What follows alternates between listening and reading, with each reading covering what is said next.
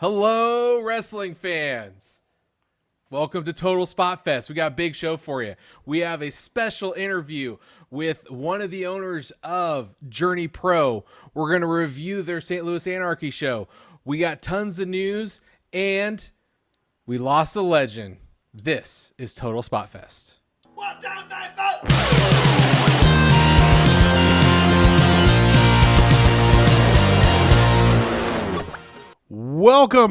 Welcome back to Total Spotfest. I am JJ Brownlee. He is Jamie Faulkner. Hi.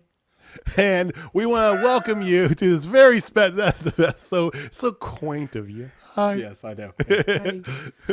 We'll welcome you to this very special episode of Total Spotfest. We had the pleasure earlier today to have a little interview with one of the owners, one of the promoters of Journey Pro, KC, Kansas City's premier professional wrestling company. I'm going to say it. I'm going to call it premier. I'm going to do that shit. Abso-freaking-lutely.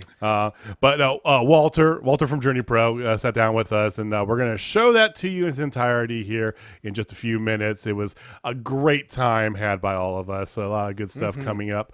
Quick reminder, Journey Pro is doing their live show 78 weeks later on the 30th. It is sold out, unfortunately. But fortunately, we're going to reveal later on who the winner of our giveaway for tickets is. So, 2 tickets. plus a round of beverages. So Yes, and maybe more.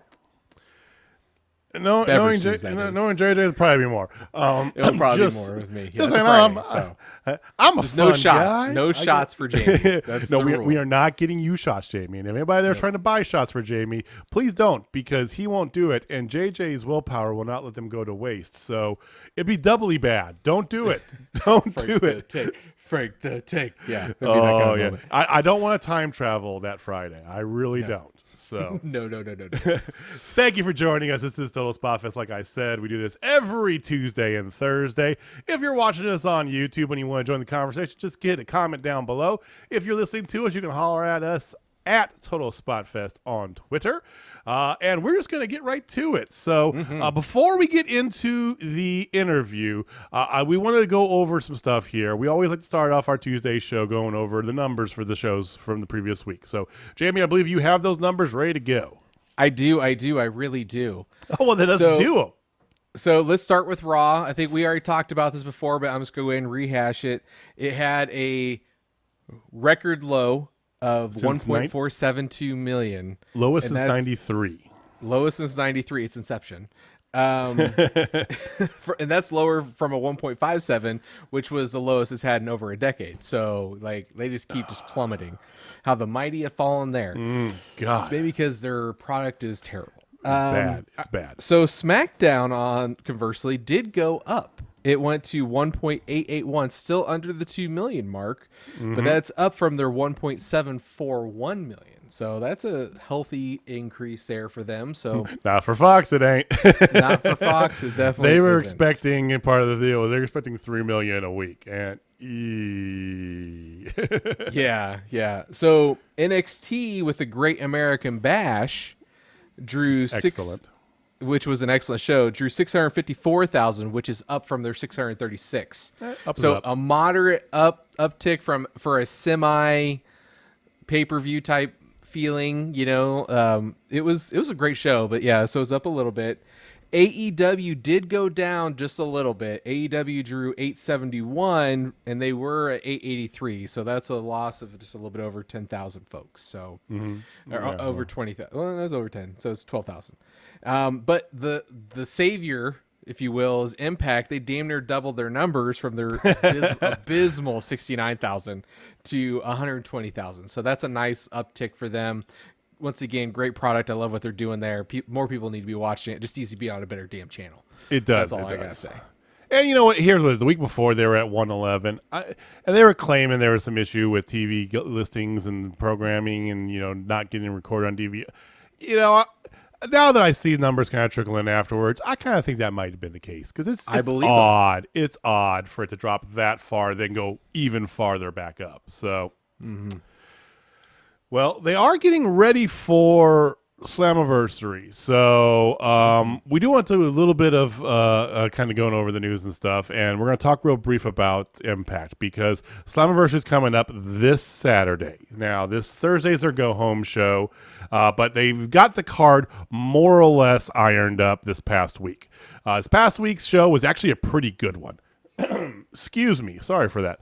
So this past Thursday on Impact, you had a bunch of setup, and you had a bunch of matches kind of take shape for Slammiversary. You had Eddie Edwards challenge W. Morrissey. That's going to be a match that's happening at Slammiversary. We already know about Kenny Omega and Sami Callihan. They had their contract signing on Thursday night.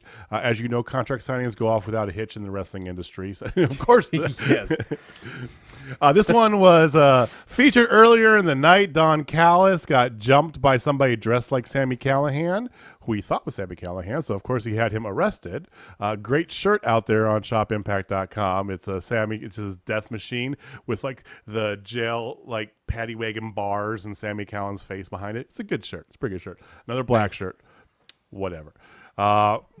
Anyway, later on, he made it to the contract sign at the end of the show. It ended with Kenny mocking Sammy's thumbs up, thumbs down thing, and then he turned it around, pile drove him, signed the contract, then slammed him through the table. So left Kenny in through the table. So it was entertaining. Nice. There was a tag team resolution last week. They were supposed to have a number one contender match. Well, that kind of all fell through. So they had TJB and Fall Abba along with Willie Mack and Rich Swann. They were kind of arguing about who's number one contender. Out comes the Good Brothers and Scott D'Amore in a very WWE-esque move, but in a good way.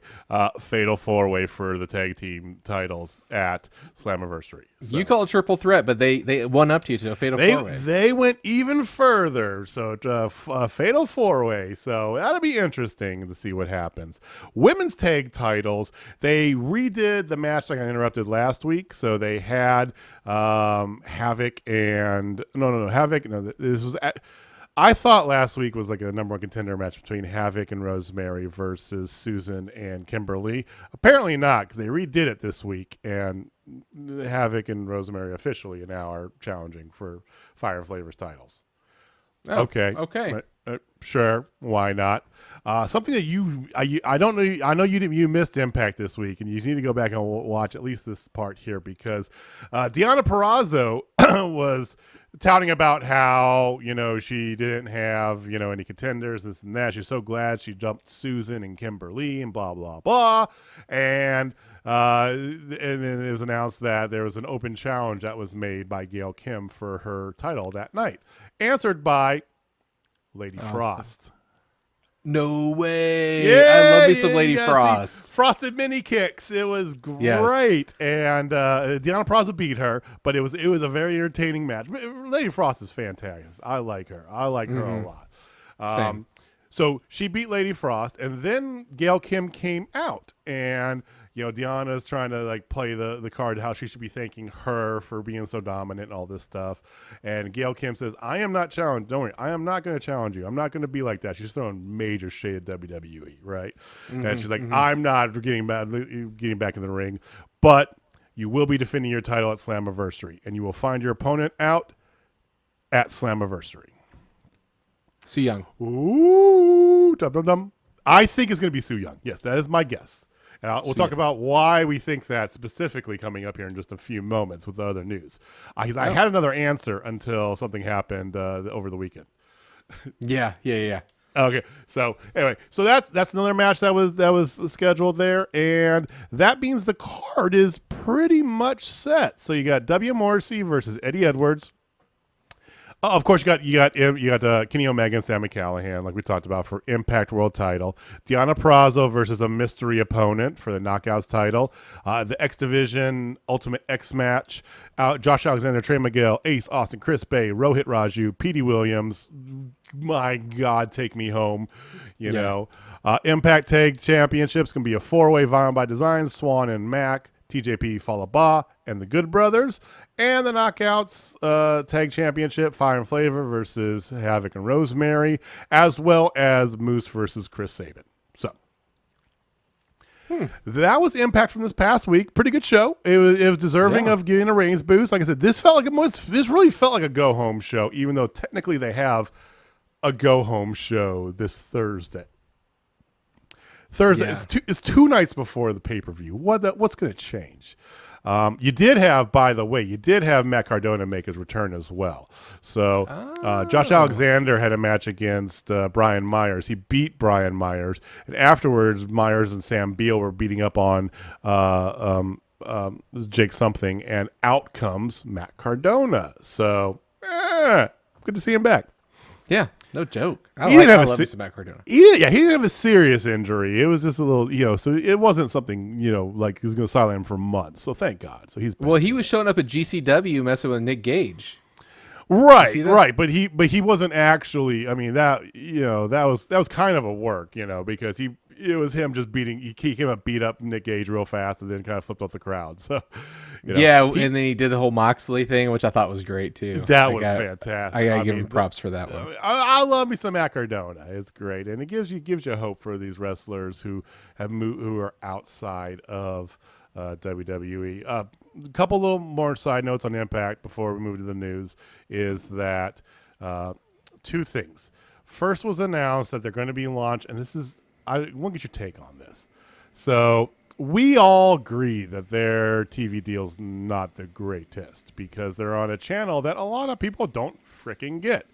Yeah, you and me included. We pay for TV memberships, and neither of our providers have them. I have YouTube TV, and you have. Who do you have again? I have ATTV now. What used to be Uverse? It's whatever the hell. Well, it's the old. It's the streaming version of DirecTV. ATT. Is that? Yeah. So many. God. Anyway, ATT, YouTube TV. Access TV is just not carried a lot, and it's unfortunate. So, they're launching a YouTube membership service. If you know, on YouTube you have the subscribe, then you have the I can't remember what it's called, but next to subscribe there's another button there where you can support or whatever. It's basically a membership service you can sign up for. So for $5 a month, well, there's 2 levels. There's basically an Impact Insider level. It's 99 cents a month, gives fans access to loyalty badges to identify them as members, exclusive community posts, and access to the 2-hour flagship Impact show each Thursday. My God, that's hard to say. I'm sorry. Blah. So it feels like that right there at $1 a month gives you a chance to actually watch the show every week through YouTube, I think. That's cool. I'm not 100% sure. I'm going to sign up for that one and find out. It's $1 a month. It's $12 a year. Whatever. That's 2 coffees. Level 2, the Impact Insider Ultimate, is priced at $5 a month. Gives you everything that you get from the Impact Insider regular level, plus access to more exclusive content, including new originals featuring Good Brothers, Sami Callihan, D'Lo Brown, and the X Division champion Josh Alexander. So kind of like WWE Network sort of extra stuff bullshit, right? You get every pay-per-view in company history, so you get the back catalog and access to Impact's Big 4 pay-per-views 30 days after they take place. Plus exclusive merchandise, exclusive live chats with wrestlers, so much more. Oh. So, it's hard to kill Rebellion, Slammiversary, and Bound for Glory, but you get them 30 days afterwards. And I'm like, okay, I get it, but it'd been nice to have been like maybe a week after they air. I think that would make more sense. Or 2 weeks. Give it 2 weeks. Yeah, because it's like the world of wrestling moves fast, especially with the number of shows and pay-per-views that everybody's got going on. So, oh yeah, and the dirt sheets, they fill up real quick with people just writing what's happening instantaneously. So. I mean, but the $1 a month thing definitely sounds like a good deal to get the show, and this is my kind of take on it. If you like the wrestling, you like the certain wrestlers, support wrestling however you can. So, I like Impact. I've said I feel bad about watching it for free on their website, but it is what it is. So that's out there for Impact. Okay. You had a hot little bit about New Japan, right? Yeah, not a whole lot. They have officially announced the card for Wrestle Grand Slam at the Tokyo Dome. That's this month, right? Yes, it's the 25th. Okay. And it's presented by Godzilla vs. Kong. Of course it is. Because why So- why stop that train from rolling? Right. Okay. So the very so then actually I'll go in inverse order because they even actually have them in the correct order on New Japan 1972.com. So the very first match of the night they have is the IWGP Junior Heavyweight Tag Team Championships. That's the Mega Coaches. That's Rocky Romero and Ryusuke Taguchi. Taguchi. Don't ask me. One I up. don't- Wow, I just destroyed that one. I'm usually pretty good at those. You sound like me over there. Jesus. It's Taguchi. Sorry. Taguchi, go. Right. Yeah, I got his first name. Versus the Bullet Club of Taji Ishimori and El Phantasmo. Yes. The Headbangers Club. Yep. Looking forward to that one. That is number one. The second match is for the IWGP Junior Heavyweight Championship. That's El Desperado versus Robbie Eagles. Mm-hmm. This should be another solid match. That should be good. This one I'm really looking forward to. Jeff Cobb versus Okada. That's gonna be so good. That's gonna be Banger. 45 minutes of just stellarness. Mm-hmm. Oh, it's gonna be good. Then the fourth match of the night is the IWGP Tag Team Championships of Tetsuya Naito and Sonata versus the Dangerous Tekkers. The newly crowned Tetsuya Naito and Sonata. Yes, they just got those bad boys. So it's kind of amazing that they got them. Then your main event for the night for the IWGP World Heavyweight Championship, Shingo Takagi versus Kota Ibushi. I heard that Kota Ibushi has some side effects from COVID or whatever, and he was going to be out for a little bit. He's announced as the main event. Okay, all right. Well, that's maybe that's for a different show because that's for 2 more weeks. So My money's on Ibushi. Sorry, I mean, if he's there, definitely, I think so. But he's the god. God, it's gonna be so. That's as good a card as you'll find anywhere. 100%. That really is. Like it's got sleepers. Like easily the junior heavyweight tag team championship match could steal the show with El Phantasmo and Taji Ishimori. Like those guys are just amazing. Right. But the match that I'm most looking forward to is Okada versus Cobb. Plain simple. Oh, That by match. far. I mean, I want to see Headbanger Club for sure, but I think Okada and Cobb, that's gonna steal the show. Yep, and that is going to be on the 25th at 4 a.m. Well, the good thing about here's the good and bad. So the bad thing is, and I can't speak for everywhere else. I know we got some listeners that are over in Europe, and I don't know what your situation is to watch New Japan over there. You might have a better channel than we do in the States, but it's tough to watch anything live because of the time difference for us. And it's. I know it's not the easiest to watch. You got to go through some different channels or find different ways to do it. But there are ways that they have. And if you follow along with like the New Japan, at least their socials and stuff, they give you links to, maybe not like the second it happens, but very shortly thereafter. Like I remember when they had their last couple pay-per-views, they kept linking through to full English, commentary on this match and full English comment. So, I mean, you can get there, you can find it.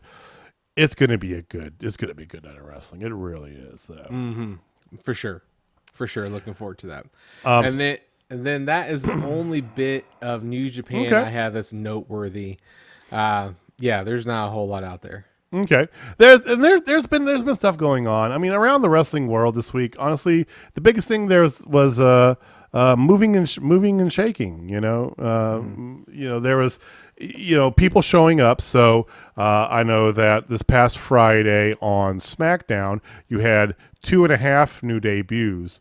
I say 2.5 because first of all, Shotzi Blackheart and Tegan Knox, or as they're apparently now going to be called, Shotzi and Knox. What is the resilience to two names? What is the I'm not kidding. They were announced as Shotzi and Knox. Why? That just hurts. I mean, that doesn't make any sense. As if you change their name, okay, I get it, but you didn't. You just Shotzi and Knox. That's stupid. Anyway, they debuted on SmackDown because God knows that, SmackDown, got no fucking women left after they got rid of everybody, including Ruby Riott. Hey, Ruby. Ruby Soho now. Hey, Ruby. But anyway, they showed up. They won too. So, but apparently, it's not just a one-off. I think they are called up. We kind of figured that Tegan might be right. We talked about that previously. I bet Tegan was on the fence, and then the injury to Bailey forced it. Right, because Bailey tore ACL, and they're definitely running low on and I don't know what's up with Sasha, but if she's injured or she's taking time off or she's mad, I have no idea. But whatever. She was at the ESPYs taking an award for best WWE match, but whatever. But they're on SmackDown now, apparently, which is even more weird for Tegan because she just came back with the whole battery thing, debuted, started a new feud with Candice. We'll see what happens. But, yeah, they're on SmackDown. And then they had commercial promos for Toni Storm, who is officially going to SmackDown. That's no thin veil, whatever. That's official, right? Okay. So she'll be debuting soon. You also had, and who I thought was going to be Deonna Purrazzo's opponent at Slammiversary, make a appearance and a confirmation of going somewhere else. Chelsea Green appeared on the show for Ring of Honor for Maria Kanellis debuting the bracket, and they scratched this one person off of there, and I have a replacement. She's not cleared to wrestle yet, but she will be by the time the tournament starts. And here comes the music, hot mess on the video board. Chelsea Green's in Ring of Honor, so that was a surprise. Yeah, I was not 100% not expecting Chelsea Green to show up on Ring of Honor. I mean, her fiance is Matt Cardona. We figured it was going to be whatever. So anyway, so there's that. You also had some new official signings with AEW besides Malachi Black. Officially now, the Varsity Blondes are all elite. So congratulations, Griff Garrison, Brian Pillman Jr. You guys earned it. And finally, AEW or Impact Wrestling may be moving to Vegas. So really, I read that they're potentially looking for a new TV taping site. I don't know if there's contracts up in Nashville, whatever it may be, but they have done stuff in Vegas before. There's a good number of smaller venues they can do. I think that's a good move for them. Travel wise, it makes a lot of sense. Not saying Nashville's hard to get to, but especially if you have West Coast based talent, it's a little bit easier, I think. And Vegas is more of a hub. So anyway, we'll see what happens. But it's rumored that they may be moving to Vegas. Interesting. All right. Before we get into our interview, I do want to just real fast, one last thing. So this past Saturday was St. Louis Anarchy's return match, Circus Maximus 16. We talked about this briefly on the interview. The people at Journey Pro are very closely tied to the people of St. Louis Anarchy. They don't, they are separate promotions, but they are very much intertwined of sorts. They're from the same circles, if you would. It'd be like if Jamie started a promotion and I started another promotion. There's going to be play back and forth there. So they streamed their show live on the Journey to Anarchy Twitch, and there was some technical issues, unfortunately, so it was a little bit pixelated and some stuff. But hey, first one in 18 months or whatever, it's just good to be back. So you totally get a pass. Like, it's not even a big deal. Like, we got live whatever wrestling. we were chatting back. Hot. everybody in there, we were all chatting back and forth and reminiscing, and there's a realization that you know somebody, like, oh yeah, you're that, it was great. Referee Nick Chen was there, and it was all good stuff. So the highlights for me, first of all, Warhorse was in the first match of the night. He got upset, as a matter of fact, by the New South Wrestling champion. I can't remember his name, big old boy, and it was a pretty damn good match. If you have not seen, have you ever seen New South Wrestling's World Championship title? No. You need to Google it. New South Wrestling? New South Wrestling, yes. We mock certain belts for certain things. We have mocked ad nauseum the old AEW. My God. Women's title belt because it's too small. This is the complete opposite of that. This thing is comically large. Well, when I started to type it, like, that was what came up. That was the first thing that goes, because everybody can't believe that's the real belt. They're like, there's no way. This thing, like this big. it's like it's 2 feet in height. It's a big sumbitch. It really is. It's embarrassingly large. Anyway, Warhorse, but he ended up being Warhorse. So I got a little upset there. Warhorse still, he's over. He rules ass. He rules ass. He rules all the ass. For me, the surprise of the night was Everett Connors. Now, you talked about him and his shtick and everything, and it's great. Mm-hmm. I did see today Gary J making fun of him on Twitter, which was fantastic. Doing it, but go check out his Twitter and his socials. It is funny, guys. I did check it out later early this afternoon. He faced off against Davey Richards he's officially signed with MLW, but from Ring of Honor, from TNA, from Impact fame, the Wolves, the American Wolves, whatever moniker you want to throw at him there. This match fucked. I mean, this match was just, oh my God. This kid has got talent behind the gimmick. I made the comparison to, and I'll talk about, you'll hear it on our interview. I made the comparison to Orange Cassidy and kind of the dedication to an odd or different character and backing it up with unbelievable wrestling. This kid's got it. This was an unbelievable match. By far the steal of the night for me. Yeah, I'm really looking forward to seeing him live. Oh, so I'm so pumped. Close to being to the steal was the Besties versus the Premier. So this is for the 0-1 USA Tag Titles. Apparently the Premier, and I didn't know this, I didn't recognize them, but apparently they're originally from Kansas City. They were billed as being originally trained in Kansas City. I wasn't familiar with them. Maybe it's a gimmick that I didn't remember. I don't know. But this is a really good match. With the Besties getting the win. They are your new 0-1 USA Tag Champs. So they got the belts. They got the belts. They got the belts. The Besties are fantastic. Your main event, which was a rematch of what we talked about previously, was Gary J versus Jeremy Wyatt. Pure wrestling rules, 60-minute time limit, 3 rope breaks each, 20-second count out. This is Jeremy Wyatt's wheelhouse, right? This is what he does.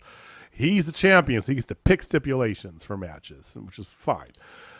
This was a very good match that was very much the same as the match we saw in December from Die Hard is a Christmas Movie. I couldn't remember the name for a second there. And I say that because it ended in a 60-second time limit. No decision. Yeah. Same thing. 60-minute time limit. No decision. So they are totally building it for Wyatt J3. I really wanted to end then, just in full transparency. I felt like it was the time, but you know what? Let's go for a third time because it's going to be insane. It's just going to be everything you want in a technical match. The only thing is I want damn Jeremy Wyatt to do a goddamn lion tamer because he wears a lion on his trunks. You need to start tweeting at him every day okay? Starting tomorrow, Jamie, or starting today, rather. I want you to start tweeting at him once a day. Lion tamer. Do a lion tamer. Do a lion tamer. Do a lion tamer. I might start a campaign for him to do a lion tamer. It just makes sense because he's a dirty heel, and when Jericho was a dirty heel, he actually did the real lion tamer, not this Walls of Jericho stuff, like the real deal WCW Lion Tamer. You just want to see a lion tamer is all you want. That's all. Yep. It's your favorite move. That's all you just want to see. My favorite move of all time.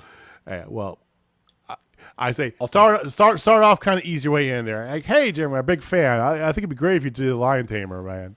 And then I want him to do a lion tamer and get right in my face and tell me to fuck off. That's all I want.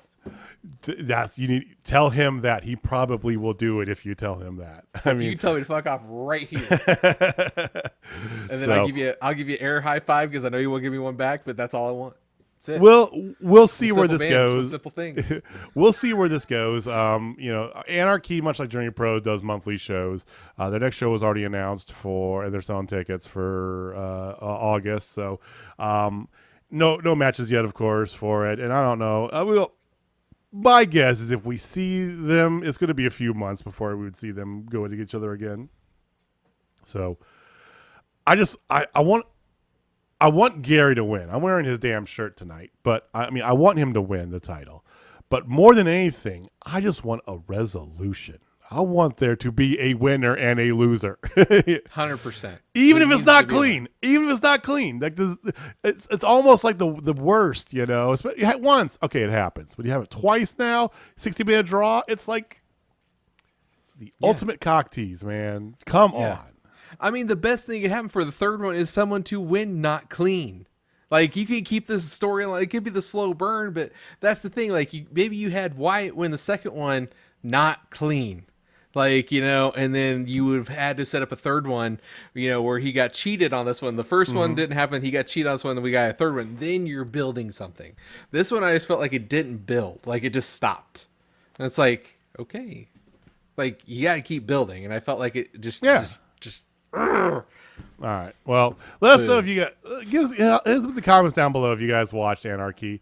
Now they will have the much better produced multi-camera replay available shortly on IWTV, and then after it's been on there for a hot minute, it will be available on the Twitch Journey to Anarchy. So, just so you're aware that you will be able to see this if you want to see some of these matches, which I highly recommend. Everett Connor's fantastic. Bestie's getting the title. Warhorse rules ass. And even though this was a 60-minute draw, Gary J and Jeremy Wyatt. I mean, that's one you can watch all day, every day. So anyway, let's turn it over. Okay, we're gonna come back after the interview, just kind of wrap everything up. We got a couple little housekeeping things we're gonna go over with you guys, but we want to get you to the interview here.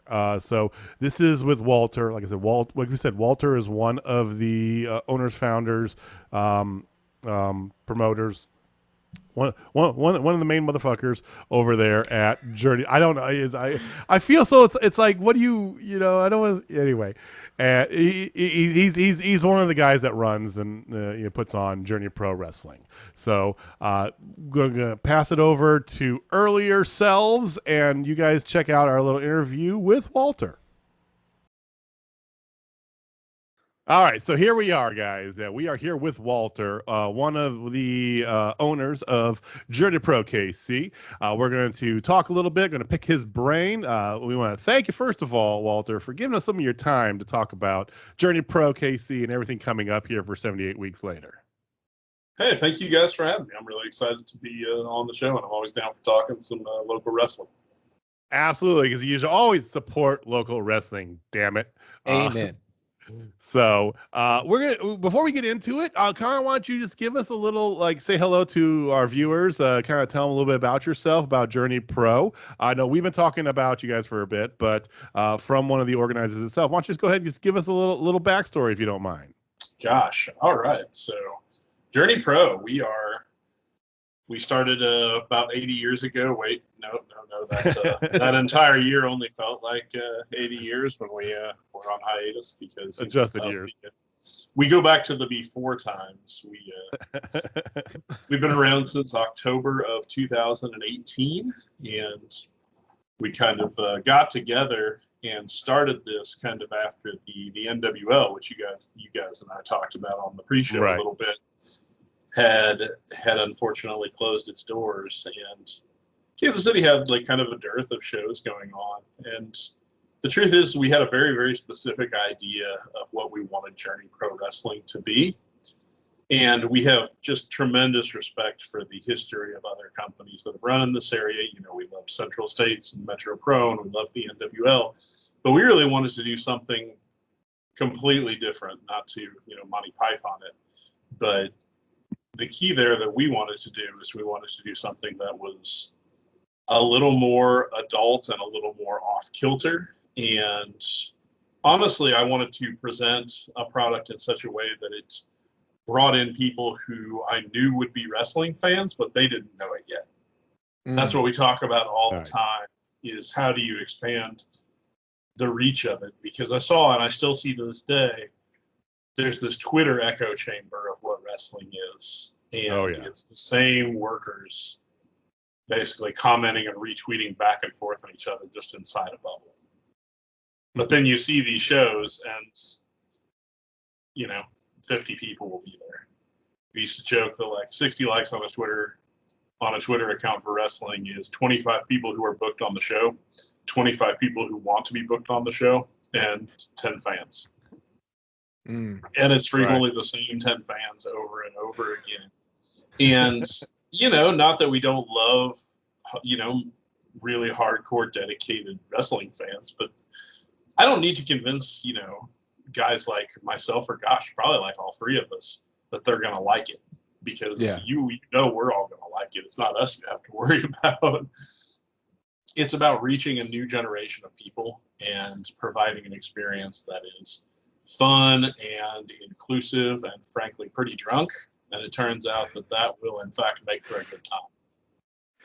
Yeah, like the very first show we went to, I fell in love with it pretty much instantly because you had the captain as your announcer. Oh, captain, my captain. Love him. And he dropped a fuck within like the first 10 minutes of the thing. I'm like, oh, you got me.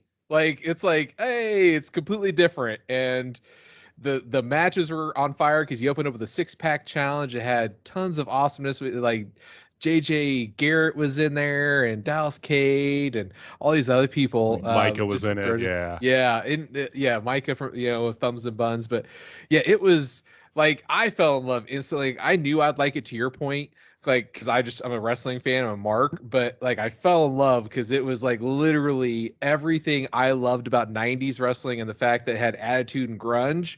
But then it had more modern, like, hey, we're all this age and we all talk this way and we like cool shit. Like, that's the way I felt about it. Like, I like Thank you. Less racism and sexism than the 90s stuff. So basically the cool stuff about the 90s without the problematic stuff. Yeah. Good ECW. good ECW, like that. Yeah, I mean, it's good too. I think even from when you hear the first title, this is the title of the show, and they were all based off of song lyrics, right? Or was it Journey specific? I can't remember. None of them. There's never been a show named after a Journey song. Right. It never will be. I don't even actually like the band Journey at all. That's actually one of the inside jokes about it, is nobody in the company likes Journey. That's hilarious. The only Journey we use is at the end of every show, we play the song Lights. That's how you know the show's over. Yeah. Okay. And I do like that song, I'm not going to lie. But I always wanted people to sing along to it, but we haven't gotten there yet. We're not progress from 6 years ago. Well, now that I know that's what you're wanting, I guess what we're going to be doing. Yes, we will sing. I appreciate it, but it feels so uncool to say it. Like, I couldn't just be like, hey guys, I really want you to like sing along. Like, I'm not Jeb Bush asking please clap. You know what I'm saying? Like, I really, right. I really like. It's like there's nothing pop. less cool than asking people to do things. But I hear. Yeah, if you guys want to sing along, that would be. But the titles of the shows are phenomenal, and that's kind of, it's like you could tell. Even when you look at it, like for example, the titles of the show we've been to, other than because there was the Journey Pro versus Zello Pro, that's pretty obvious type of what everything else though, creative titles. You could tell it's like there's some creativity going into this, and like Jamie said, we've seen a lot less wrestling. Let's put it that way. We've just our thirst to go see a wrestling show has taken us to some of those, like you mentioned, like. I don't even know which promotion it was, but I remember seeing, back in like '07 or something at Harrisonville Community Center with like 12 people in one of the ballrooms, Mm. but it was wrestling. It was something, became like a destination. And I mean, my best friend was in from out of town, and I'm like, I know you're not really into wrestling, but you got to go to this. And we're doing it for my birthday because it was, my birth month. And he had a blast. And that's a great angle, and I don't think enough people are thinking about that. To be honest with you, yeah, That's you get the marks, sure, but how do you get just the guy that wants, instead of going to a bar, come to a bar where there's wrestling, right?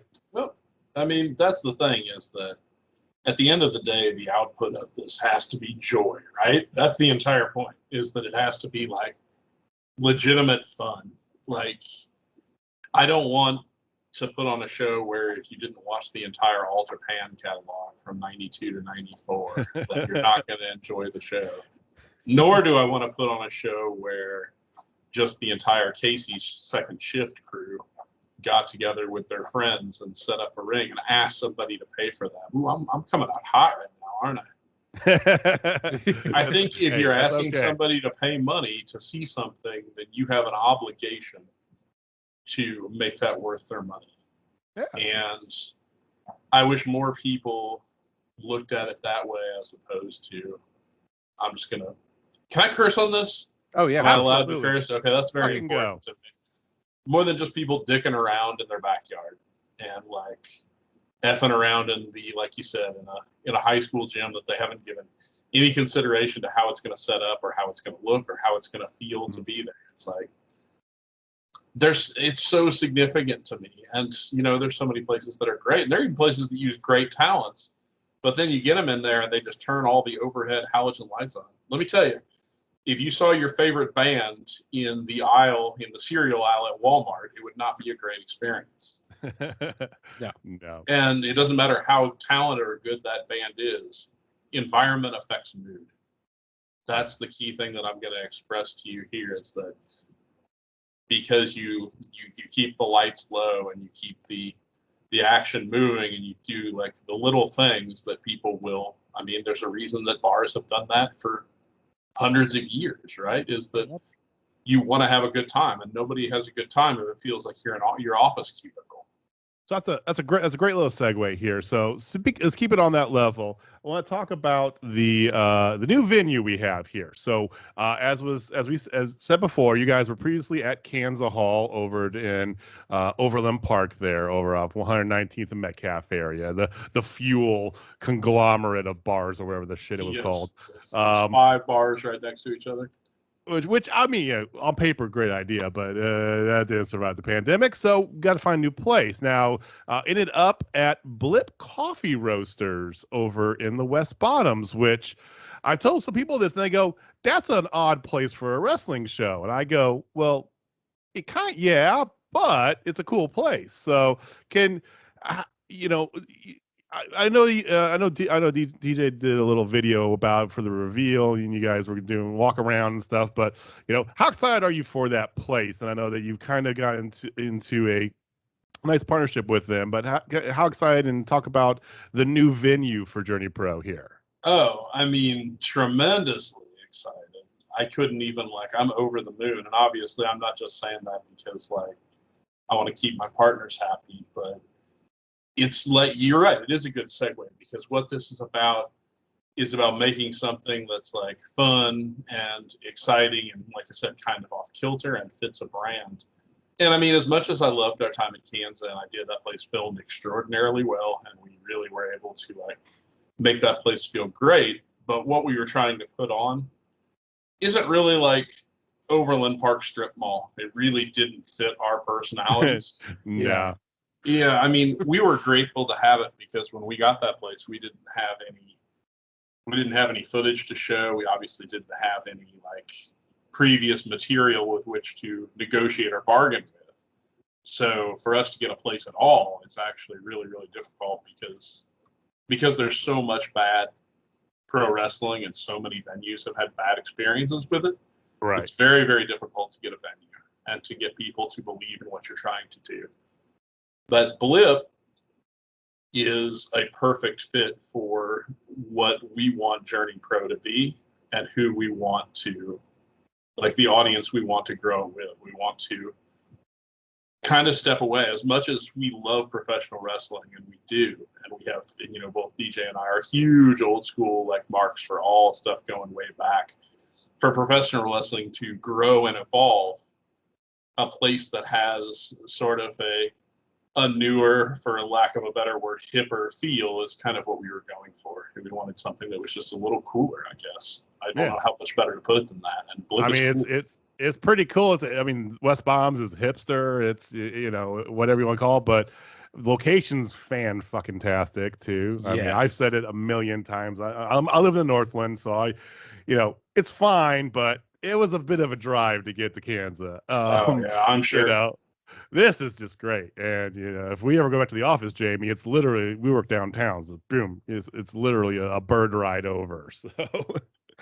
Oh, that's very cool. Yeah, you just got to head down the 12th Street Bridge or go down Woodsweather Road, whichever you prefer. Yeah, stumble over there. I would do Woodsweather. I would keep the bird off of 12th Street. The Woodsweather approach is going to be easier. Funny enough, I got buddies that live downtown. I've been going there even during whatever. I have yet to ride a bird scooter. I don't know why. I just never. I'm like, whatever. I'll just walk. I don't know. My next door neighbor takes them all the time home, and then where I live here, I live in Strawberry Hill. Nobody wants to come and pick them up, so there's a pile of bird scooters behind his house. Right? There's just dead bird scooters. Yep. Oh, that's hilarious. Fantastic. It is. It's like a bird scooter graveyard next to my house. All right. Show. So July 30th, as we know, is 78 weeks later. I'm gonna talk about that title here in a minute because we're gonna. I don't know if you've listened to many of our podcasts, but me and Jamie started this thing we like to call the Impossible Game, and all wrestling related sometimes. But we have a few variants we're gonna play with you here in a minute. So 78 weeks. 78 weeks later, you have 9 Journey Pro debuts. Am I right in that number? That is correct, and of course that is shifting all the time. And honestly, with kind of how we're going to present this show, I think we could even say 11. Okay. Like we're going into new ventures as to how the show. But yes, in terms of wrestling debuts, there are 9. Which I'm excited for because I like seeing stuff. I mean, we get to see wrestlers before, that, like, for example, like I remember Shotzi, she was in Journey Pro. She's now on SmackDown, but whatever, in WWE. As of Friday. I know. That was happening while we were producing that Anarchy show. She debuted on SmackDown. But other ones, Dak Draper, people that we've seen come up. It's great. We find Jamie especially gets this sense of pride. I know we talked about this, about seeing somebody like, I saw them when they were just, small time at Journey Pro, or not small time, but like on their way up. This interview is over. No, like he's absolutely right. Like I love it because you get to see them cut their teeth in the independent scene. Like, because we saw Danny Burch, we've seen obviously Lady Luck, Marty Bell. We've seen so many Mike Seidel, who's been on AEW, who's gonna be at the show, which really makes me excited. Like when we saw Warhorse on AEW, I'm like, oh my god, we saw Warhorse, he rules ass. And like so many people don't get that because they didn't get that love and feel of the independent scene that we get from you, because that's where I feel it's a lot more engaging for the wrestling fan personally. Like the smaller venue, you get Warhorse legit jumping off the bar 10 feet away from you and headbanging right beside you, and like I rule ass. Like obviously AEW fans, 90% of them, I would probably say 90%, probably don't even know who Warhorse really is. Like they didn't get that kind of feeling from him. So yeah, I get a sense of pride because I'm like, I got to see this guy close up, or this woman close up, and they are amazing and they deserve this shot. Like you have so many great talents that come through here that deserve those shots. And it's something that I think that, for the to be honest, it's like that was always reserved for Southern California or the Northeast or Texas. You had these little pockets of wrestling hotbeds, right? If you lived in Chicago or you lived in, Boston or Philly, you'd get to see those people coming up in local promotions. And in the Midwest, a little bit in St. Louis, but not really. So I think that's great, especially for Kansas City, because like you said, it was a little bit of a, you know, we don't have the long storied history of being, indie wrestling hotbed for the last 40 years. So I think it's great. Yeah, I mean, you go back to the territory days, and this is notable because I told you I live in Strawberry Hill. Literally from my office window, I can see Memorial Hall, which is, the first place that Ric Flair won the NWA Yep. World Title is like a very much a stone's throw. But Kansas City is interesting because Kansas City was it was a particularly like kind of corrupt and bad NWA territory. Right. Mhm. So it absolutely drew money, but it's always had kind of a sourness to it, and it takes generations to fix that. And you're right. I mean, the big reason between like, California, if you talk about like the super indies like PWG when they were running Reseda, Chicago is a good place because there's basically no wrestling rules at all in Illinois, so running shows is super easy. And the Northeast is nice because every city's like not a terribly far drive from the next. The biggest issue Kansas City has is nothing about what Kansas City is or what the Midwest is, so much as it's a very, very difficult place to travel to. Right. That's why when we get music tours, we get them midweek. It's not because they hate Kansas City. It's because logistically, that's when you're going to go through Kansas City. Right. It's not like they're going out of their way to be like, well, we could put this major show on a Friday, but you know what? Fuck Kansas City. No, it's entirely travel logistics. That's really all it comes down to. But that was one of the reasons why we ran on Thursdays. Actually, when we first did our run there in Kansas, was because we could get people traveling through, similar to why bands would run on Thursday in Kansas City. Sure. And now we're at the point now where we've grown enough and we have enough stature that we can kind of like branch out from that. We have enough people who really are excited to work here that we don't need to worry about that much anymore. But that was something that we really wanted to build and that was another reason we picked the name Journey, was because it's such a long ass drive for so many I hear you. So, with everything that's going on, and to your point, like growing this and growing with all this new talent that's coming, I wanted to get your thoughts on which of the new talents that are coming through are you most excited to see? Or give us like, who do we need to watch? Like, who do you think's got it? Absolutely. So if we had this interview, say, I was going to say 6 months, but we're just going to take that entire year and compress that down and pretend that didn't happen. So 18 months ago, before times, I would have answered that question as JJ Garrett. And I think that we've all seen like what he's going to become and where he's headed. Like that's already happening. Great name. Fabulous name. Just saying. Fabulous. Yes. And a perfect fit for what we do at Journey. Yes. So that one's already there. The next people I'm going to mention is that he's not exactly a new name, but Everett Connors is the guy to watch this year. Everett Connors. I love that dude. His Twitter game is so strong.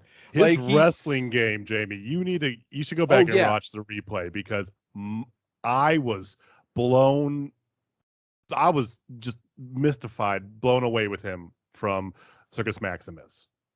Incredible. His character works great. So yeah, I gotta watch that, because his character game, like, I love him sitting in his car acting like he's doing a audition. Like, I don't know what it was about him doing those that made me die so much every time I'd watch him, because they're meant to be just cringy and just uncomfortable, but they are perfect. And then if the guy can go, it makes me happy, because like that's what I love seeing, as we like to say, flippy spinny shit. Like that's our go-to. So like, yeah, that's awesome. So Everett Connor. That is a huge thing. And a big part of this match at Circus Maximus, which by the way, the full edited copy without the broken equipment is going to actually air on Thursday night on Independent Wrestling TV, and that copy will be up for free not that long after that. So it's worth watching again because historically, Davey Richards, if you guys are longtime fans, you remember his runs in Ring of Honor and things like that. Oh yeah, absolutely. Has kind of served as kingmaker for that territory.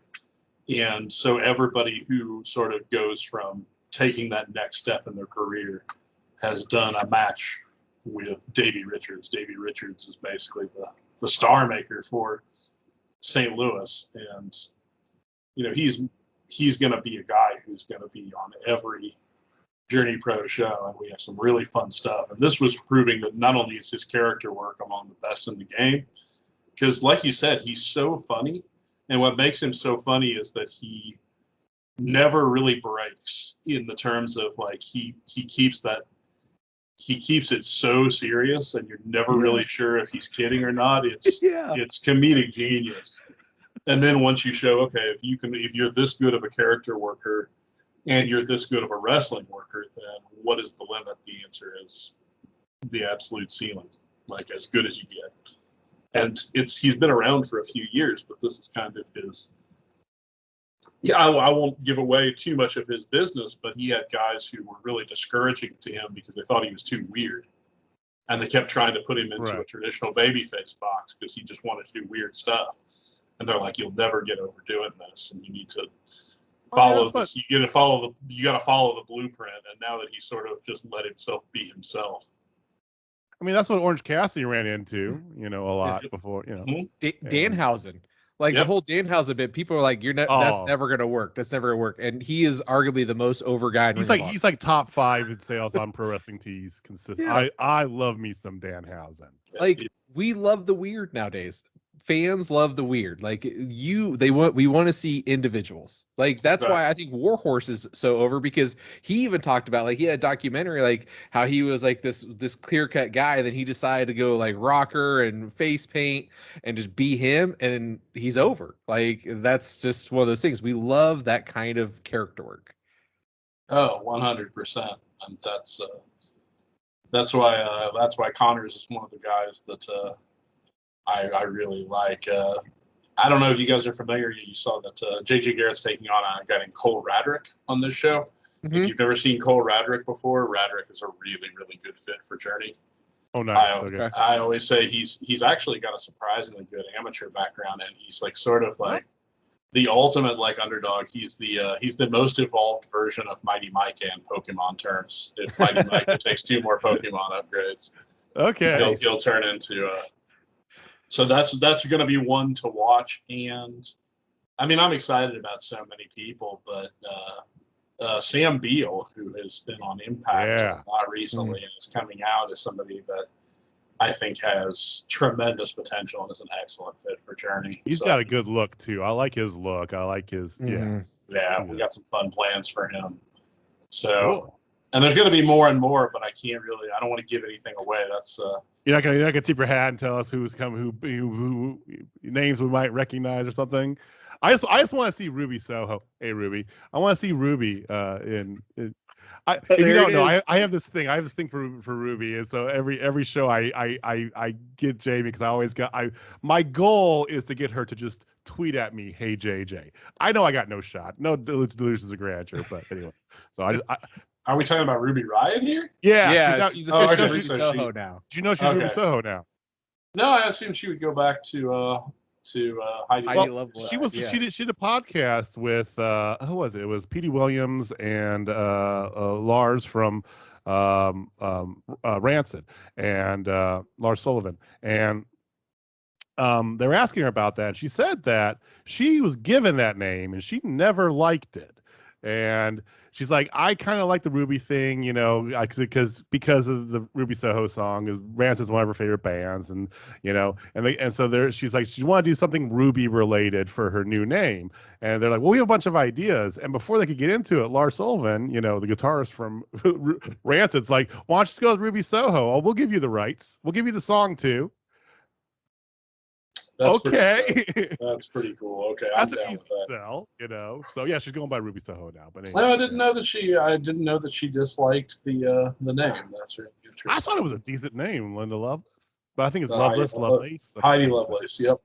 Heidi. She used to have really like cool gear. She had like the Heidi Lovelace versus the World, like Scott Pilgrim gear. She had some really cool. Yeah, I was a big fan. I was always a big fan. I liked her when her and Dakota were tag teams together when they were the first team kick. You know, I think that. Oh they yeah, were, the team epic kick. Yeah. Anyway. Yeah. So you're not gonna tip your hand too much, but there are some surprises coming in the future. Is what I know you guys have kind of like hinted at. Definitely. I mean, there's gonna be new people who I'm gonna try to bring in at least one or two new people every single show, just like we did before. That's something we try to do. The only times that probably won't happen will be on the big end of year shows. There might be one, but at the same time, that's when we're like gonna pay off the storylines and things like that at the bigger shows. So those will, have their own, and hopefully people will care enough about it to come to Blip Coffee Roasters. It seems like that's gonna happen. Yeah. Yeah, you guys sold out in 84 minutes, almost 78, which would have been amazing. I was really hoping for 78, but I'll tell you, you're right. It was 85. And I was insane. I was watching it at minute 71. I'm like, okay, come on, let's finish this out. Oh, you're so close. I'll take 85 minutes. I'm humbled. I appreciate everybody who bought a ticket. I apologize to anybody who didn't get one. I'm, we're gonna try. We're gonna obviously, because of where things are, we're not gonna have it packed in like we did, but it's possible we can see how this goes and see how it feels, see how it flows. I'd rather have an intimate setting with a little more room to move than to try to jam too many people in there to where nobody can get a drink or do things like that. So you just kind of got to feel it out first. We've all been to those like shows or concerts or bars where it's just like Up Down's one of my favorite bars, but I will not go there when it's jam packed because I'm sorry. Those weekends are terrible. Yeah, I mean, the first time I went there was on one of my buddy's bachelor parties, which it's the first time. It's cool. This is awesome, but I could barely move to play Turtles, right? I'm trying to play TMNT, and it's just like, yeah, you gotta get that more fun. Jamie, do you have more questions, or do you want to move to the Impossible game? Well, I do. Actually, I have two more questions before we get to that. Right. Because you made me think of another one. All right, so bring it. So you've had all these amazing national talents roll through. Who's been this could get you in trouble, so if I have to rephrase it, I will. Who's been the best one to work with? Well, I can always. Everybody has been really good to work with, so I definitely won't let you get any heat on me here. Don't worry, I'll be fine. But the level of like professionalism that Shotzi Blackheart brought to every show was incredible. She was so easy to work with, and frankly, I don't know if this company is where it is without her. Like, I think everybody else did a great job, and I have nothing but nice things to say about almost everyone. And the ones I don't, I'm obviously not going to say. But she was incredible and worked really, really hard for us. And I know you guys said that your first show, I believe, was her last one, correct? Because that would have been October of 19. Yeah. Okay, so you saw her departure show when she, because she had been signed to NXT, which we couldn't say, but it was kind of everybody kind of knew it. It happened a little earlier than we saw, but just a tremendous person to work with, and loved every minute of it. That's awesome. Yeah, that you've had so many good ones. Like you've had the Laney Lux who are doing really well, Marty Bell. I'm a big fan of women's wrestling, not the creepy, like stalkerish. Like I appreciate how it's evolved and actually became like, I think it's more entertaining than the men's wrestling in some aspects nowadays. But yeah, Shotzi's amazing. We love Shotzi. All right. My last question is, so Jeremy Wyatt is the Gateway champion, right? Is there plans? I'm putting you on the spot here. Is there plans to have a Journey Pro championship of any type? 100%. And that's going to happen this year. Yes. Yeah. Like Now- for like a I know like, that there was supposed to be a tag team like before. Yeah. I remember because you guys started the tournament before. Yeah, we kind The of ran world into fell a little bit apart. of a roadblock there, didn't we? Right, a small little thing called a virus. Yeah. Yes, we will have both tag team championships and a Journey destination Nice. championship. We are going to, you know, it was something that we were going to do obviously anyway, but we kept kind of putting it off. I frequently think there are too many belts in wrestling, but I think Journey is prestigious enough now to have its own championship. I think too many places and too many companies rely on that. New Japan. Oh God. Yeah. God. It kind of, rather than being able to demonstrate that somebody is competent and good, it's sort of like a Deus Ex Machina, right? It's just a plot. Right. It's like, okay, here's another championship. Like, I think the major companies have way too many championships. Mhm. Like WWE specifically has like just an insane number of titles. Like, and then they split their brands up so that there's more champions than challengers. Mhm. And it's like, I mean- I think that does damage to the belts. Yeah. I mean, shit. Bailey tears her ACL, and because of layoffs, they literally had to cancel a championship match because we don't have anybody to defend the challenge for the title, and that takes it away. Cool.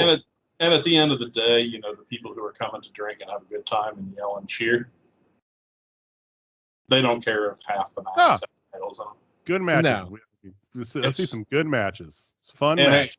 and a good belt costs a lot of money. Mhm. Yeah. A good belt, I could bring in 8 great talents for you to see. And I would rather see 8 great talents wrestle than to build a piece of shiny. That's just me. Right. Nah. But that appreciate being said, yes, it is time. It is time. It represents the legacy of a company, but I think a company should establish its own legacy before they try to do that, in my opinion. Because what is a title worth if you launch day one with your own championship? What is the value of that championship? Yeah. Yeah, like perfect example of I think arguably the greatest match I've watched at Journey Pro was Hoodie Hallett's last match. Oh. And it was not a championship match. So good. It was amazing. It was all over everywhere, and then he totally pulled the swerve on everybody at the end, mean, he saying had he's not everything. going He had- anywhere. I'm There's like, oh my god! Build up, Like, emotion, crowd favorite involved. You had a guy from Strange Music come out for the entrance. It was the How place dope was that, on. by the way? How dope Oh was my that God. wrapped in? That was I mean, so everything about that was so damn good. And then the swerve happened. And like, oh God. Thank And then you. no belt. Yeah, no belt involved there. that was No. a great bit of booking. Like, Thank you. I just gotta give you props on that because that got me. I'm like, oh shit, they got me. Thank you. Yeah, and you'll notice that like Christian Rose was going to have to take a step back from wrestling at the right before the pandemic happened, and he was Right. going to have his last match with us legitimately on the March show that didn't happen because he had Yeah. health issues. All those health issues are resolved, so I hope you caught the wink and a nod that the very first match is the two guys who were supposedly had their last We match at the did. company are now having one of Yeah. the first main events at And I like it. I Journey. like how Hoodie's now is quote unquote last match. Hoodie Howlett is his Yes. handle on Twitter. It's fantastic. Yeah, he's great. Love him. I loved him in the Howlets on NWL, but like, I'm sorry, I liked him there with the hoodie, like with the Howlets, and then now, oh my god, like he's built for Journey Pro. Like his promos, everything, like he is raw. Oh, like I need more of Hoodie in my life. He is terrific, and he gives the perfect combination of the salty to go with the sweet, because so much of the show has a lot of like, again, and more of that's going to be true. There's a lot of like jokes and humor on the show, and he's like extremely aggressive. So just like salty and sweet flavors, those things go together really, really well. Yes. Oh yeah. All right, Jamie, let's that actually takes us into a good point because I know what our possible games are going to be here. And why don't you start it off because you have one that is actually going to play very well here. I don't know if we're going to get through this game, but please start us off with this. All right. So we play a variation of FMK, but we call it feud, faction, and fire. All right. So Got it. all right. So you have to pick in this order. Okay. So Jeremy Wyatt, Gary J, and Hoodie Howlett. Who would you feud with? Who would you faction with? And who would you fire? Gosh, give me my three again. What are my three? Jeremy Wyatt, Gary J, Hoodie Howlett. Oh boy, I guess I'll feud with Jeremy because we kind of do that already. The company sort of constantly goes back on that. And I'm gonna fire Hoodie because he keeps telling me that he's gonna be done anyway. So just for that reason, sorry Hoodie. I'm gonna look at my phone later and I'm gonna get a nasty text message. And I would faction with Gary because Gary, that's a dude you want on your side, man. That Fuck dude. yes. He will. He's insane. He's insane. I would. Yeah, you couldn't faction with Jeremy or Hoodie because couldn't trust him. No. It'd be fun. Though. It would be fun though. I mean, Jeremy's probably been in the most factions now that I think about it. He was in the Jackson family thing. He was in, Hoodie with the Howletts, and then they had the other one with him and Jake, not Jake something, Jake Forrest. I can't think of his name. He was in NWL, the big guy with the big burly beard. He cut his hair. Jake Dirt, yes. Dirt. Like they were was in he the called in the early days of the NWL? He had a different name. Oh, I can't remember what his name was. He was Jeremy was asking me Jake that. Forrester. I think it's Jake Forrester. Jake Is that Forrester? Something like that. I don't remember. I honestly, it was Jack something. Maybe Jack Forrester. Something like that. Yeah, it's Jack something. Boy, I can't remember. That's been years now. I know. You did it way back. But yeah, it's still Jake Dirt. Yeah, that's who it is. All right. I actually would agree with you on all those three if I was given those choices as well. Because same. All right. So what's your second variation?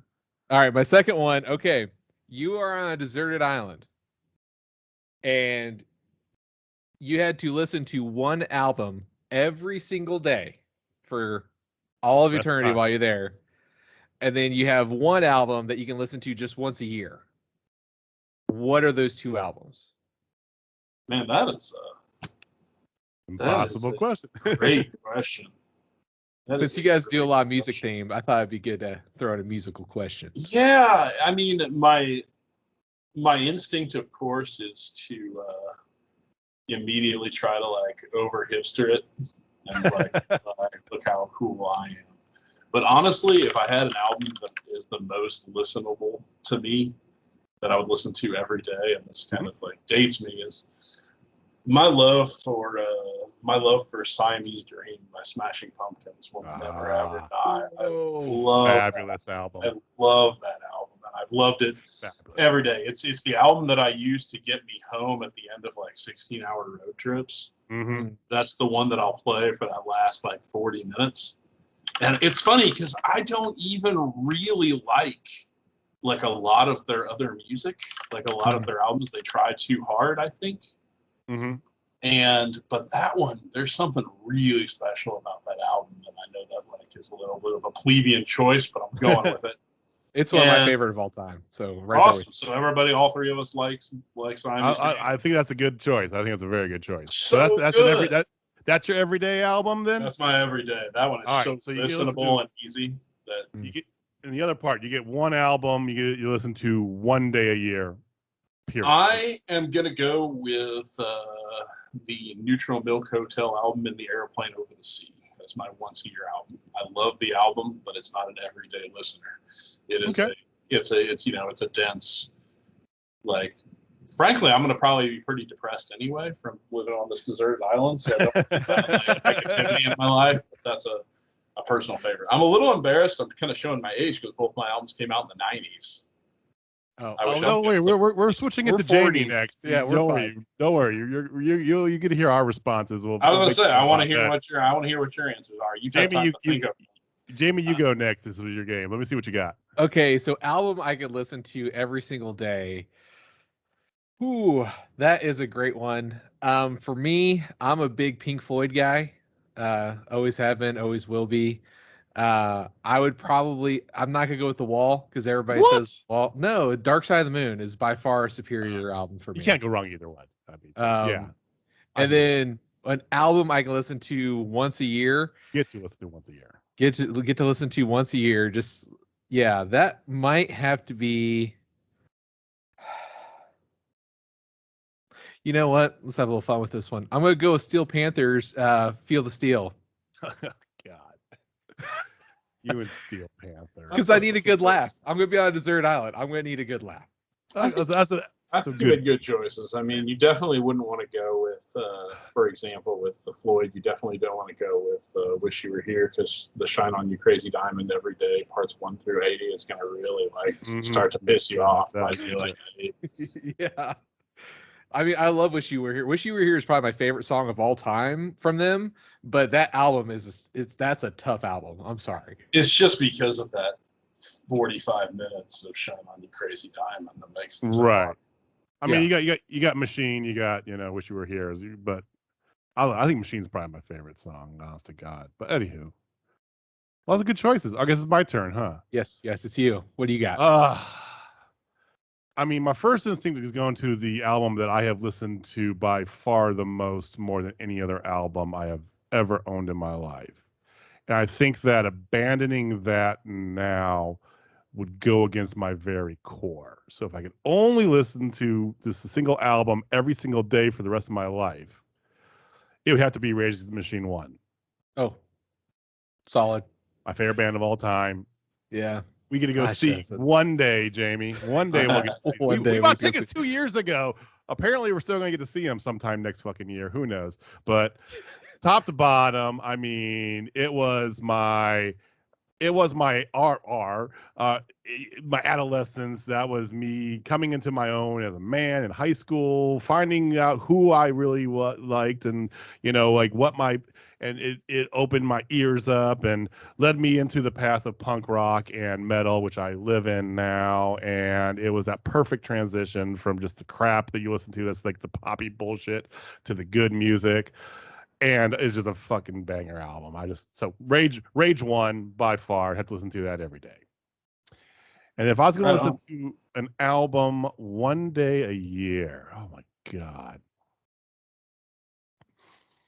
I could cop out and do a compilation album. Oh yeah. No, Dazed and you Confused cannot. soundtrack. Okay, I'm going to immediately pop in here and say that you cannot, in fact, do that. Yes, that's cheating. That's a violation of the spirit. That I hear you. No, I'm with you. Okay, if I listen to, I would probably say, I have no real reason to pick this other than the first three, but I would do Zeppelin 4. Oh, it's a solid album. Yeah. Yeah, I mean, my dad used to listen to Zeppelin growing up. It was like, my dad liked the Beatles, and he liked some Zeppelin, and that kind of got me into, rock a little bit. But that album just, it's got Stairway, I know.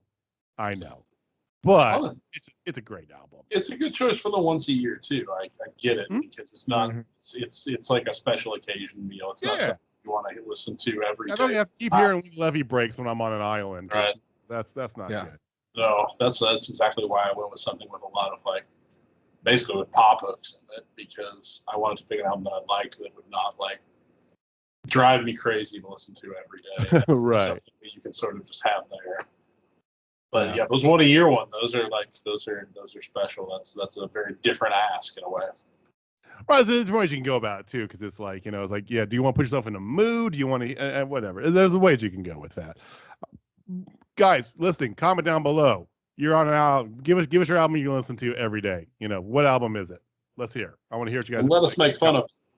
Yes. Oh, we will make fun of it. We will ridicule you. If somebody puts Spice Girls, you will get something. There's going to be now. Guaranteed that. I know. Someone's gonna do it just to fuck with you. All right, I have a variant of the Impossible Game, and then we're gonna do our giveaway and then wrap it up here. So mine is going back to title of the show, 78 Weeks Later. Fan-fucking-tastic title, like we said. It's perfect. It's great. Play on. If you don't know, thanks for playing. Thanks for joining us, I guess. But no, 28 Weeks Later, great zombie movie. Are you a big zombie movie fan?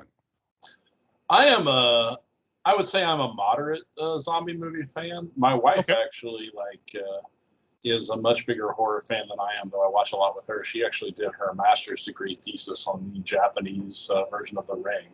So that's she such has a good movie. yeah, she's Oh, Ring we could be geek, friends. so I've seen a lot, but that is actually one of my my favorite movies because it mixes two of my favorite things, which is to say British pop culture of the 90s and early 2000s and cool zombie shit in one movie. So yeah.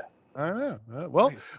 on that level, just by the way, your wife and Jamie, if your wife ever needs someone to talk to and you want to pan her off, have her call Jamie and talk about horror movies because literally everything in his basement there, if it's not wrestling, it's horror themed.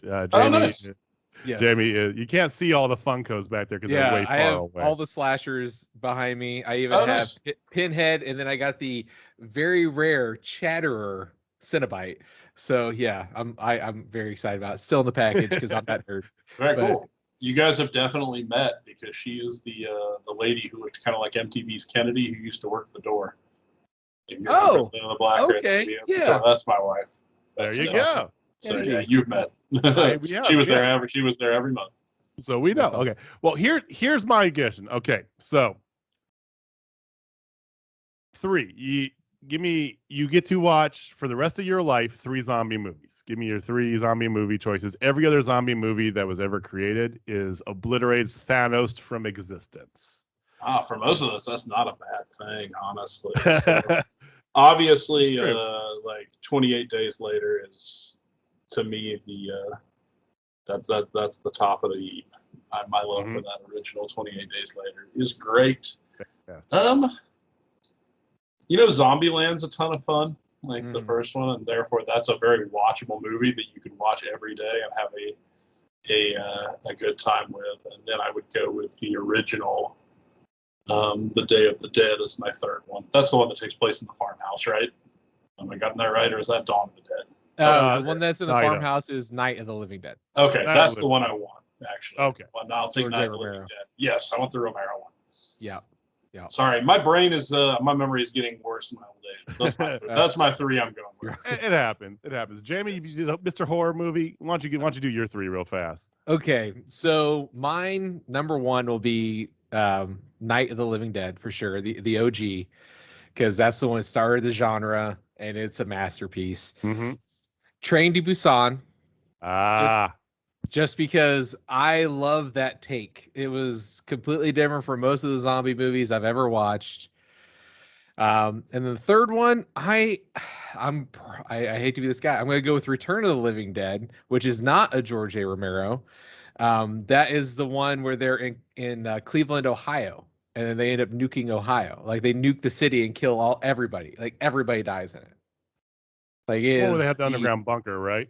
No, that is Day of the Dead. That's Day of the Dead. That's the original Day of the Dead, right? Yeah, or Dawn of the Dead. No, that's It's Day of the so it's easy to see Dead. why it's so easy to get these confused because all I know, the 'cause names are so similar, and I've seen them all. But yeah, good choices. Yeah. Yeah, this is the one when Leanne Quigley's got the red hair and she does the like crazy strip tease thing and she turns into a zombie and like eats people while it's weird. But it's a good movie. I hate to use that as the reference point for the movie, but everybody's like, I "Oh know, yeah." right. No, that's the one where they end up blowing up the city. I love the fact it was one of the few zombie movies that did that bleak ending. Just like the original Night of the Living Dead, the guy who survived the night gets killed because they mistook him for a ghoul at the time because he wasn't a zombie, but a ghoul. So it's that whole thing that I love the bleak ending movies because I think that it's the way it should be for a more zombie. on point. Yeah. If you think about it, I mean, what's more likely? You're gonna survive against 99% of the human race that become monsters, or you're not? You're probably not. You're gonna. I mean, that's what makes 28 Days Later to me so good is that the humans are just as bad as the monsters, which is always a metaphor for Absolutely. most horror movies. That movie's bleak. Well, as shit. that's why I fell in love with the Walking Dead comic books because it was the threat was actually the other humans, not the zombies. Now the TV shows have gone off the people rail. were We know worse. that, right? But the comics were fan-fucking-tastic. I would choose. I actually would choose 28 Days Later because I think that I love the fact too that it was. I love when they do different spins on it because these people didn't actually die. Yeah, they're full It of was- rage. It was the rage virus that turned them into bloodthirsty monsters and stuff. You can debate whether that's a zombie or not. It is. It is. They're So mindless. I would choose that one for sure. I definitely would choose Train to Busan. It's one of the most creative movies I've seen. And I don't like horror movies, but I love me zombie movies. I know that's a double entendre. Whatever. Train to Busan was fantastic. Loved every second of it. And then I would choose, believe it or not, Dawn of the Dead 2002 version. The one with the Richard Cheese version of Down the Sickness? Yep. Okay.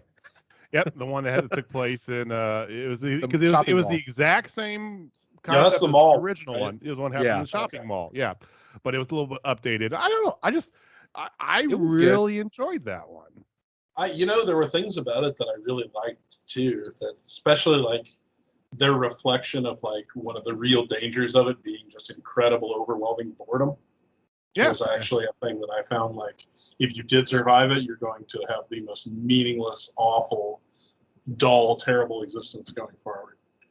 Yeah. And You're that's just what's here. surviving. You're not living. It's You know. exactly.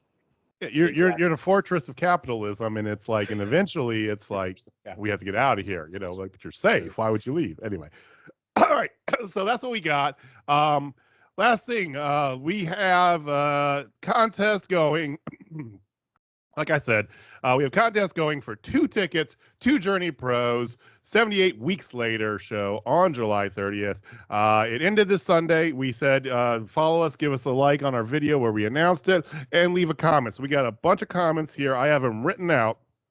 Everybody, I have my little notepad here. I got it all written out. Everybody left a comment, and we're going to communicate to you through YouTube the people who are going to win these tickets to accompany Jamie and myself and receive a free beverage, alcoholic or non, which I think is fantastic, by the way, Walter.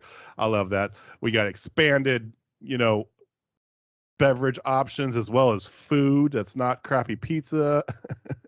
Oh, F that cans of pizza, man. That stuff was Oh. terrible.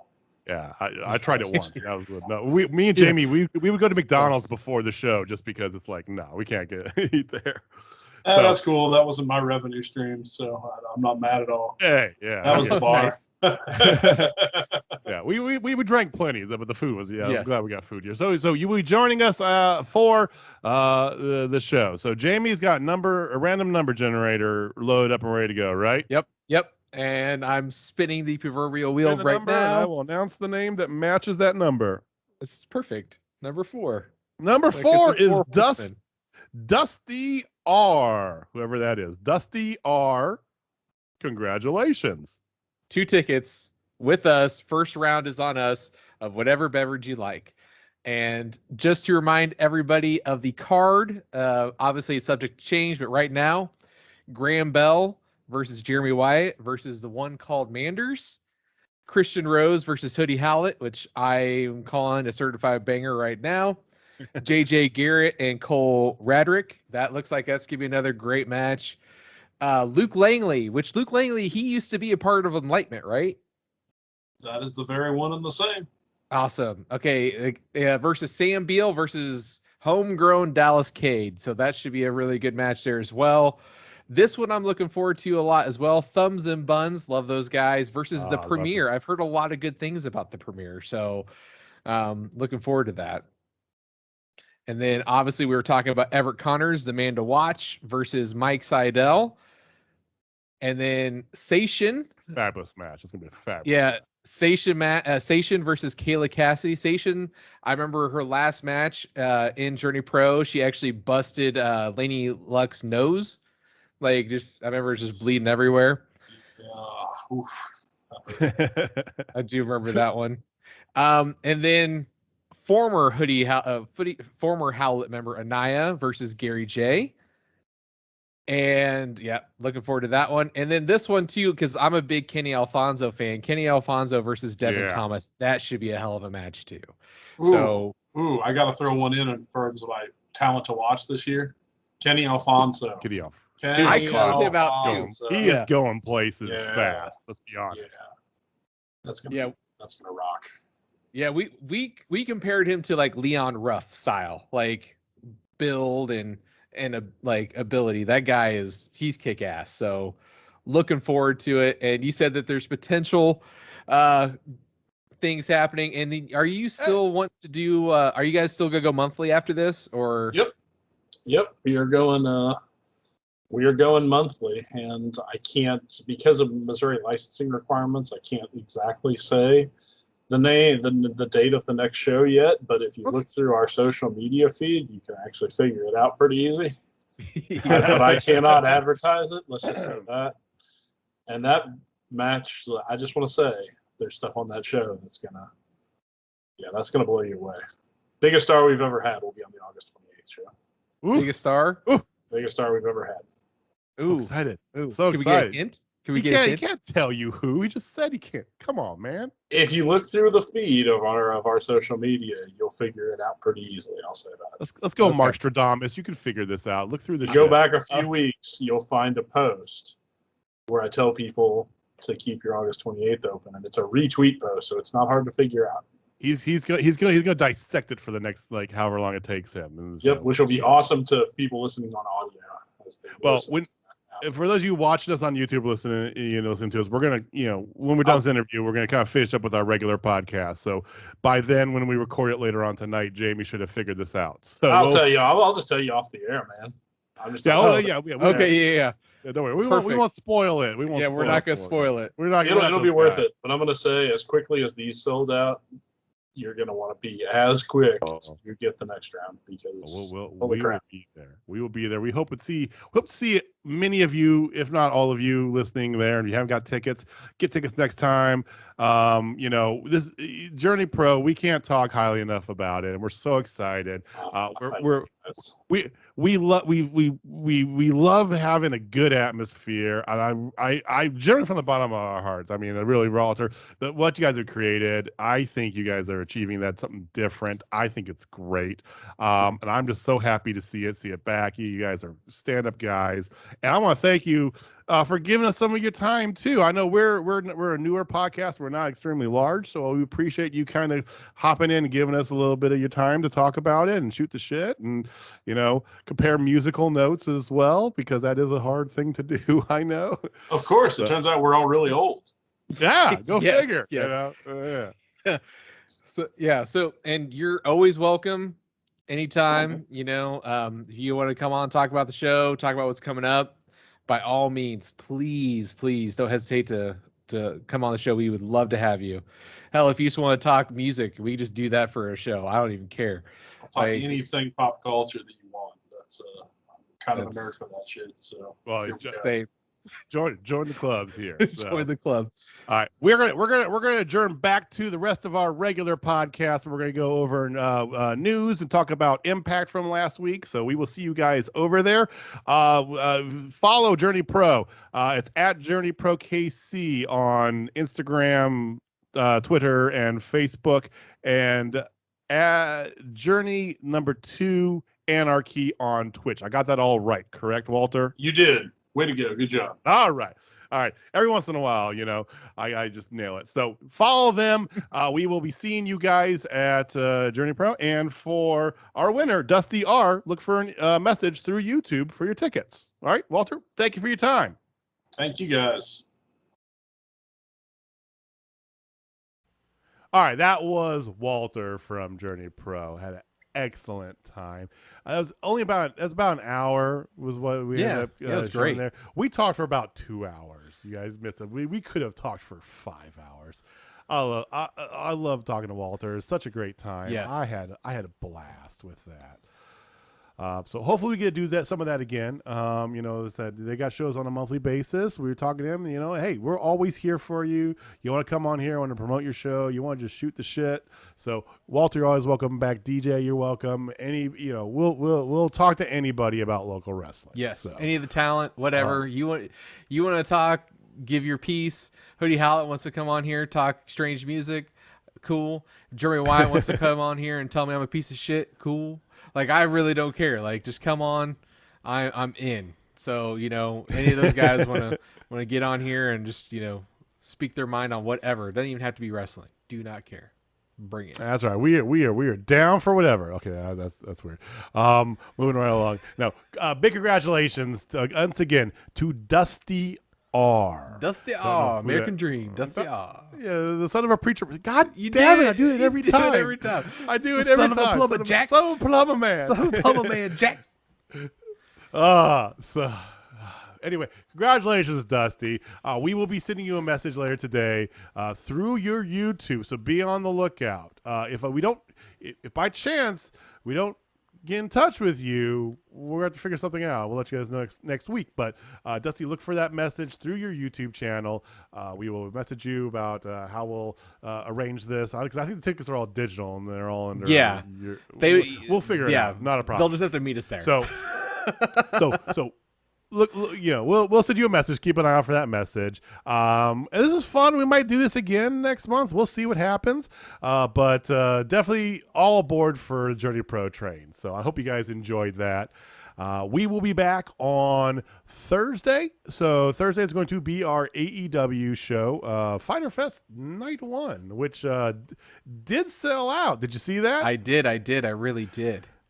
They were the night 2 had sold out. We were like, what happened? They sold that sucker out. So Yeah. they also sold out all out. Yeah. Yeah. Well, Who's going? Brian Cage is going to be on Night 1, isn't he? Brian Cage? Yeah. Is he Night 1 or Night 2?